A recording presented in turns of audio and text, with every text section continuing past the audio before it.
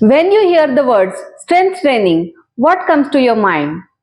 Heavy weights, dumbbells, machines, gym, right?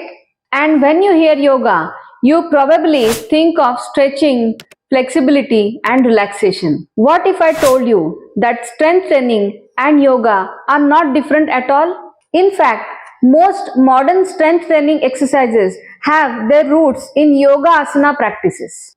Hello everyone, I am Kalyani, yoga teacher and wellness consultant. In today's video, we will compare between strength training exercises and yoga asana practices.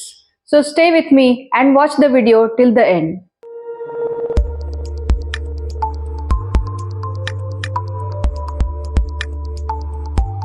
In today's fitness world, everything is separated into boxes.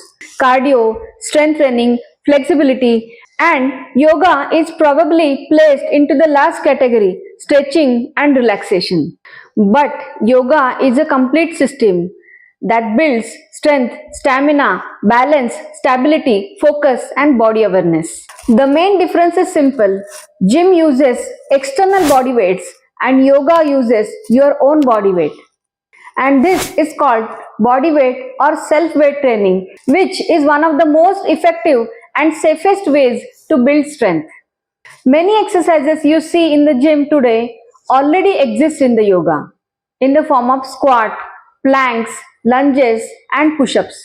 Yoga practiced these movements centuries ago with mindfulness, breath control, and proper alignment. So, yoga didn't copy strength training, but modern strength training is evolved from yoga movements.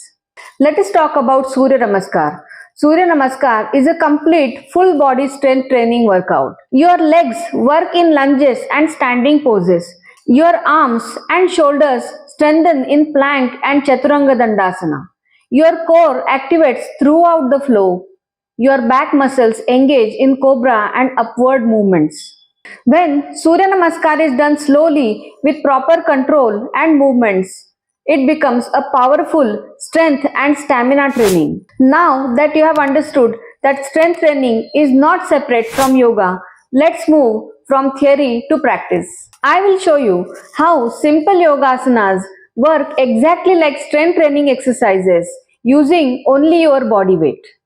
Falakasana to Chaturanga Dandasana. Modern name high plank to low push-up hold. This is Falakasana, known today as the high plank. From here we lower into Chaturanga Dandasana, similar to a low push-up hold.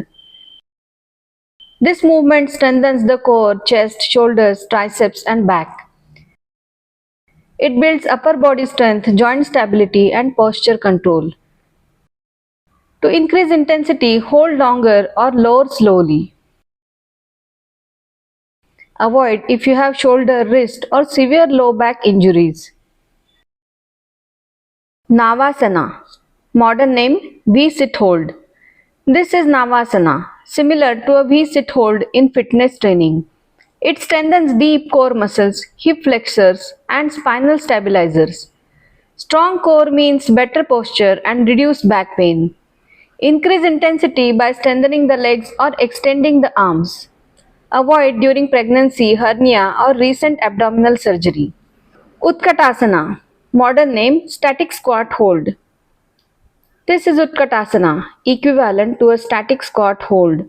It strengthens the quadriceps, glutes, hamstrings and ankles. It builds lower body endurance and metabolic strength. Increase intensity by holding longer or lifting the heels. Avoid in case of severe knee pain or recent knee surgery.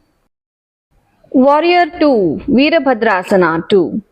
Modern name static lunge hold.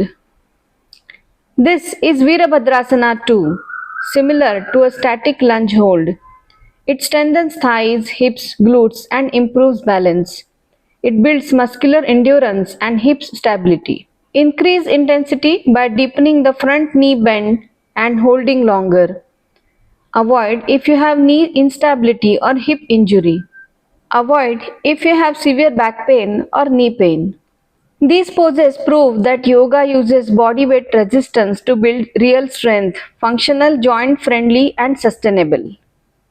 The names may have changed in the modern world, plank, squat, lunge, but the foundation has always been yoga. Now the question comes to your mind, how to increase intensity in yoga asanas. You don't need weights to increase intensity in yoga. You can simply increase holding time, increase repetitions, slow down your movements, add more rounds of Surya Namaskar, combine poses into strength-based flows. In yoga, control creates intensity and not speed. Beginners should practice 3 to 4 times in a week and regular practitioners can practice 5 to 6 times in a week. Allow proper rest and include stretching and breathing practices. Strength grows when body gets time to recover. This form of strength training is ideal for beginners, men and women of any age, people who don't enjoy gyms, people having joint sensitivity, and anyone looking for holistic fitness.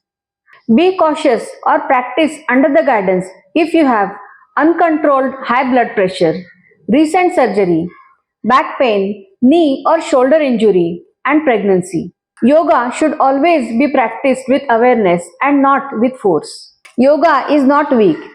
Yoga is not easy. Yoga is intelligent strength training. If you want to build strength, stamina, and stability in a sustainable way, come practice with me. Like this video, share it with someone who thinks yoga is only stretching, and join me on the mat. Let's build strength the yogic way.